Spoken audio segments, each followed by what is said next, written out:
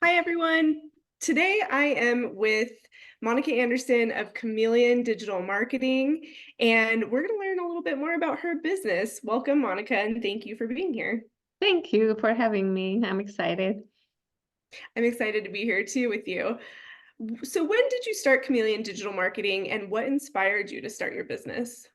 So I transitioned from teaching. I used to be a technology teacher. And in 2016, I was at the 10 mark line of teaching. And I was thinking, I'm like, I like teaching. I enjoy being with students. But it has been 10 years, and the whole reason I got into it was not to be in it for a long, long time. It was kind of an easy way for me to spend more time with my kids. And I was kind of reflecting, I'm like, what did I want to do, you know, when I grew up? Or, what are my skills? What would be my next step on my journey? And so I assessed my skills, my education. I actually have a minor in marketing communication, and I decided to start my own business specifically with social media marketing. Actually, that was the original offering that I started Chameleon Digital with. And I have both my mom, my husband have been entrepreneurs, so I've seen that it can be done, and they enjoyed what they did. So I'm like, why not me? I'll give it a try. That's amazing. I'm so glad you took the leap. So let's talk about websites for a little bit because I know that I kind of know you as a website guru, and sometimes people are confused about what platforms their website can be on. There's Squarespace, there's WordPress, there's all these types out there. How do you guide them? So my first question from a client is usually, where are you in your business journey and what's your goal with your website? And if they're pretty new to their business and they're not at the point where they can hire somebody to maintain their website, they want something simpler, then I wouldn't recommend WordPress, because WordPress is kind of the highest level of all the website platforms out there, because anything you imagine is possible to create on WordPress. It has thousands of themes that are pre-coded, designed, nicely looking websites already that you basically just customize. They have plugins for any sort of functionality you can imagine. But maintaining a WordPress website and creating a nice one is still at some higher level of tech understanding. So if somebody would want to maintain a WordPress website, that requires some level of tech skills. And when people get frustrated with these technologies, then it's not the right choice for them. So for example, Squarespace and Wix are easier type of platforms for web design, because they're drag and drop kind of platforms. So anybody could easily create one on their own, or you can ask your friend who's tech savvy or your cousin. And it's much easier also to maintain them. But they do come with their limitations of not anything you imagine is possible on them. So that's the main difference between a drag and drop, simpler kind of website versus WordPress, which is far more sophisticated than the others. That makes so much sense. I've dabbled into WordPress and I've been down that road before. There you go. You know what I'm talking about. Yeah. So if let's say you create this beautiful website for someone, are they generally able to update it on their own, or do you maintain and update the website, or it depends? Yeah, it depends. Like the original plan should include this. Who's gonna maintain this website? Most websites are not static, like you created and you don't touch it for years. That's a very rare situation. So you do want to post new things on your website, whether it's a blog or an event or a new offering like an ebook or some kind. So websites should be maintained on a regular basis. And like I said, WordPress is one kind of website that definitely should be touched every single month, especially for security reasons. So I always agree with my client at the beginning, who's going to maintain this website? If it's you, and a lot of the times beginner business owners have the time, and they're enthusiastic and they want to learn how to maintain their website, it's great. Then we're going to talk about it. We do a training on it, and hopefully they'll be all set for a while. And then other times when there's already a business that's in scaling mode, maybe it has a team, but not a person who would know how to maintain a website, or they just don't want to deal with it, then I'll be happy to take that off their shoulders. And I do have maintenance plans for those kind of businesses. Mm-hmm. That's great. That's really great to know and gives them that extra support. So what is, if we talk about websites and how often you touch them, maintain them, what is the shelf life of a typical website? That's an interesting question because there are trends in the websites too. So I would say you're pretty set for the first 3 to 5 years, especially if you're willing to put new things on it. Um, and beyond that, two things can happen. One, it will start feeling outdated. The trends have changed and it's not going to feel very, very up to date or very edgy. And then the other thing that can happen is that your business is changing, your offerings are changing, your ideal clients are changing, and basically, so that's why you want to go with a brand new website. So I would say 3 to 5 years. A 7 to 10 year website definitely feels very outdated. Okay, very good to know. When it comes to hosting your website, what do you recommend there? Does it matter? Of course, actually, it matters a lot. I would say it matters a lot. Um, Especially if you're going to be the person who's maintaining your website, because websites can be vulnerable, more so WordPress websites than the Wix or the Squarespace, easier ones.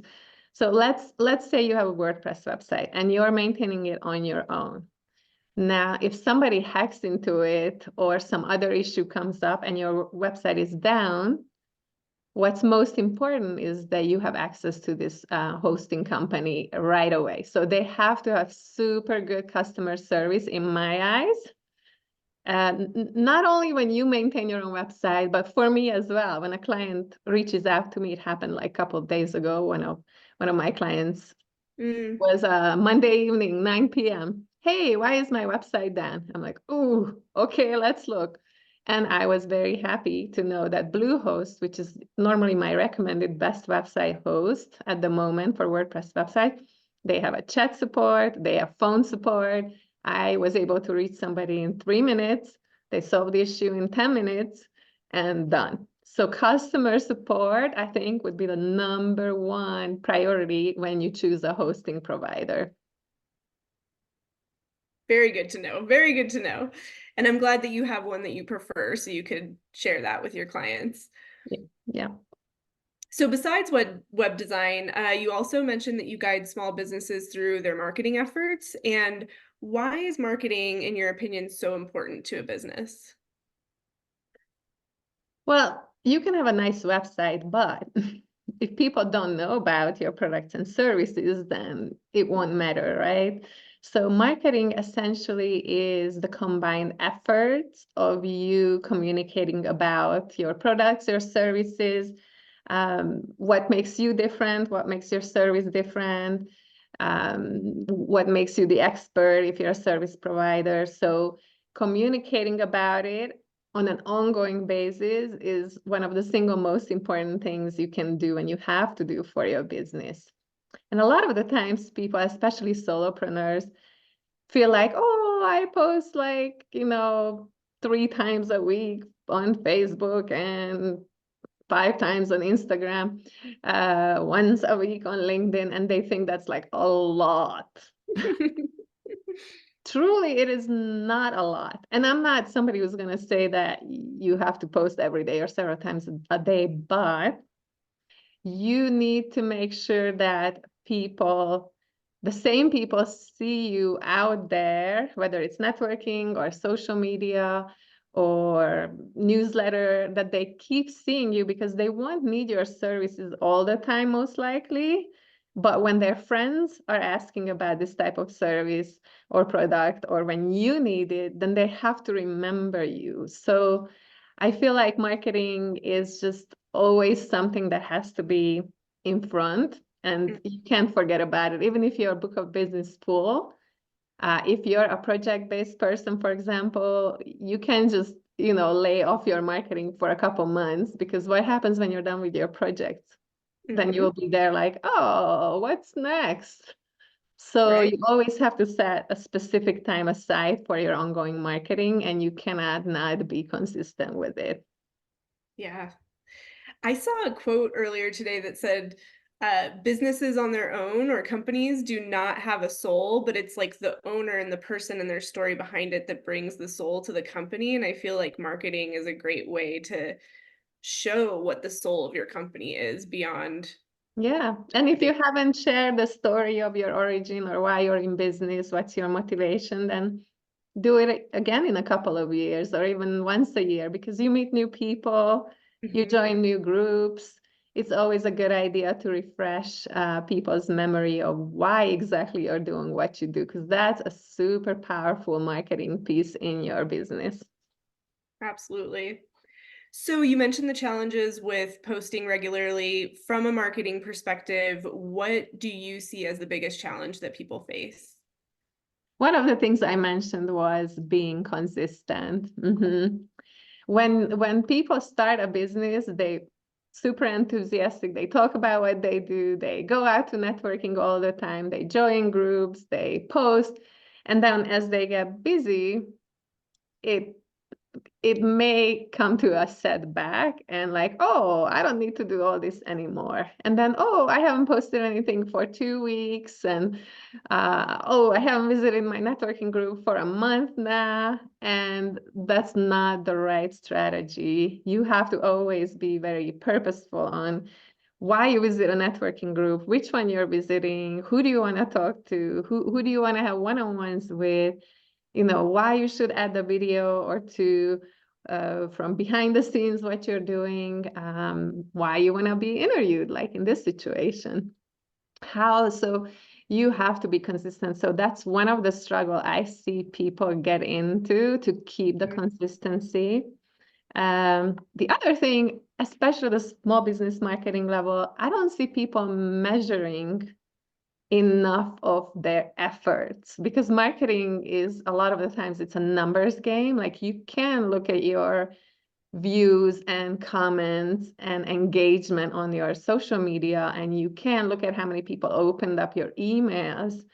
um, and you can actually like quantify how much money you brought in from being part of a networking group. So looking at your numbers is the other thing I highly recommend people to do, because where you put a lot of efforts and there is not a lot of return, you have to let go of that piece, because we don't have unlimited time, and we don't have unlimited resources and energy to do all. We're not like big businesses. We're small business owners, entrepreneurs, solopreneurs. So you have to like focus your efforts, your marketing efforts, to where it makes sense.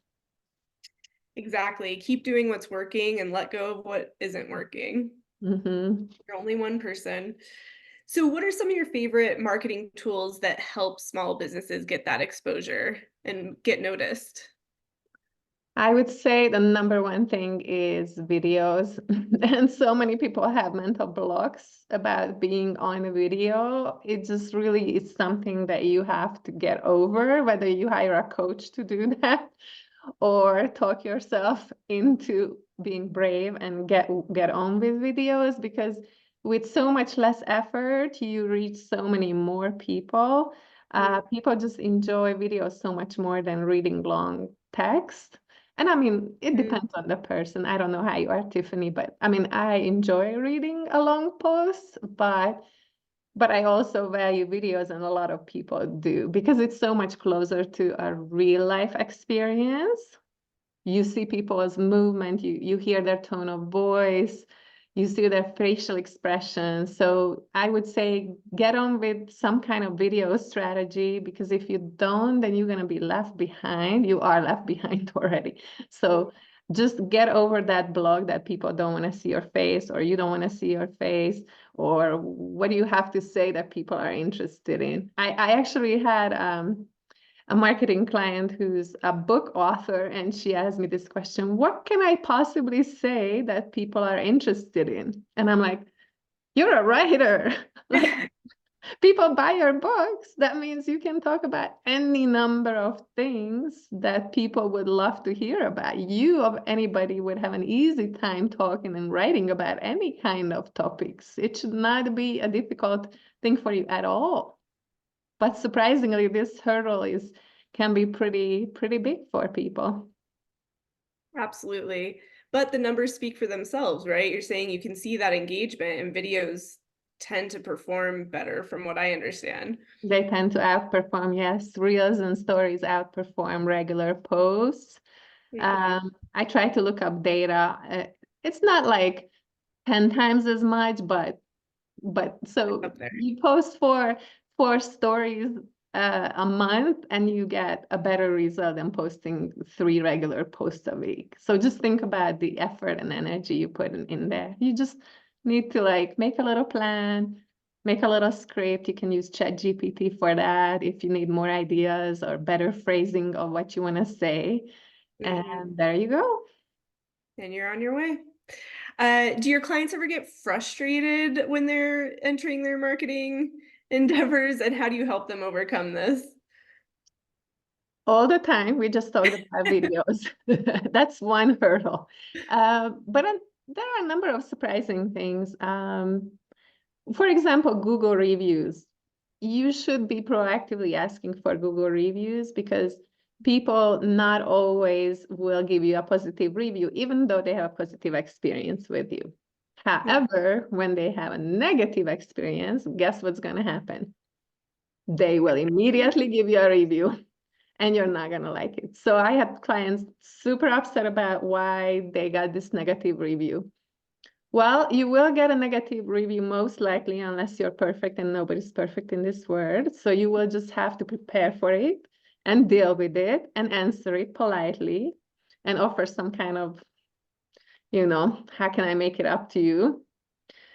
Product or service or anything, or just some kind words, and be very proactive managing your reputation, because the more positive reviews you get, the less it's going to matter if you get that one negative review in there. So a lot of the times it's a little bit of coaching and you got to be strong mentally when you're a small business owner and entrepreneur, because things will not always be perfect. Yes. Right. Yeah, so sometimes I'm just like a psychologist slash coach, and that's part of the marketing job as well. Yeah, I mean, people are being vulnerable, and this is their company. It's so personal to them. So Yeah, you a can take lot it of very personally, especially when you pour your heart into it. yep. Yeah. Well, this has been really great. So many good pointers here. If you could leave people with one piece of advice in 2024 to give to someone who's just starting their business, what would that be? The good thing about new business owners is that usually they're so excited and they're so energetic and they're so passionate about what they start that it just shines through to whatever they say or whoever they communicate with. So that's already a great start. Keep your enthusiasm, because it's going to take a while to build your business, most likely not a couple of months, but more like a couple of years or even more. But another thing I would recommend from the marketing perspective is don't try to do everything that you see out there. You, as a small business owner, may only be able to do 2 things right, 3 things right at the beginning. Maybe it's email marketing and managing to social media. Just figure out where your ideal clients are. Are they on LinkedIn? Are they on Instagram? Are they on Facebook? Are they on TikTok? Just try to stick with 2, 3 things that you start doing consistently really well and provide value. Because if you try to do 5, 8, 10 things all at once, chances are you're going to spread too thin and you're not going to be able to do all of that very well. So give yourself some grace, start, consciously small. And then if you're able to take on more things, then add more to your marketing mix, and always be evaluating of where the return is. Where is it? The networking? Is it a Google ad? Is it videos on social media? Where is it that you see your energy and money invested in their return, and then always shift as a little bit as you see fit. That's great to know. So we're going to open up to questions if our audience has any. Before we do that, Monica, where can people find you? You can find me on my website, which is E like an elephant, dash, and the word chameleon with a K, just like Monica is with a K, chameleon is with a K. So e-chameleon.com. You can also find me on LinkedIn under my name, Monika Anderson. You can find me on Facebook as Chameleon Digital Marketing, also on Instagram, same name, Chameleon Digital Marketing. I'd love to connect with you if you'd like to ask me questions, or if you're in need of some sort of help in the marketing or web design area, I'm here for you. Amazing. So we have a couple people on the call. Is there anyone who has any follow-up questions for Monica?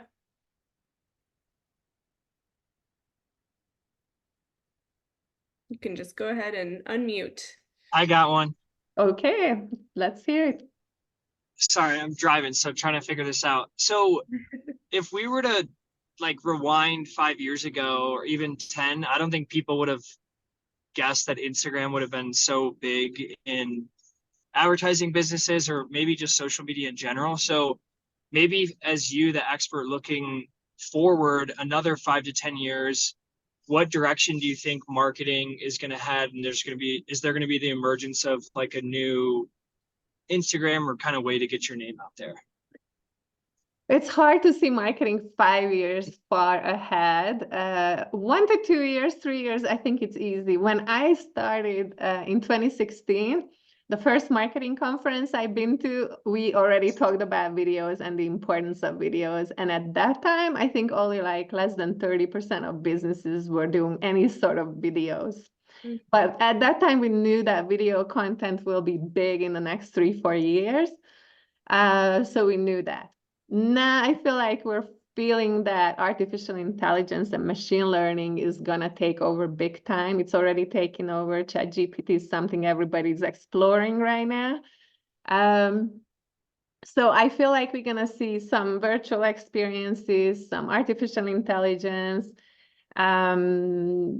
We already can create pictures with artificial intelligence. We create whole marketing campaigns if we wanted to. So I feel like videos are not gonna go anywhere. I feel like videos are still gonna stay the leading form of marketing. But I think we're gonna use artificial intelligence in everything we do. That's how I see the next 2 to 3 years, and I don't dare to see anything further out there because things just change so quickly. Yeah. That makes sense. Yeah, one other piece of advice, I guess the last question was what to pay attention to when you start a new business. Really try to learn well how to use ChatGPT and similar artificial intelligence softwares beyond of give me ideas of 5 email titles. Beyond that, like be really sophisticated with what you ask and how you ask, because it can do a lot for you, but you gotta ask the right questions. It's pretty impressive. Yep. Yeah. Okay. Any other questions? Tiffany, do you have any questions for me besides the ones that we already answered? I don't think so. This was so informative. This was great. Thank you for sharing all of this. Good. Well, thank you for spending time with me and asking all these wonderful questions, and hopefully we'll continue the conversation. Yes, my pleasure. Thank you, Monica. Okay, bye.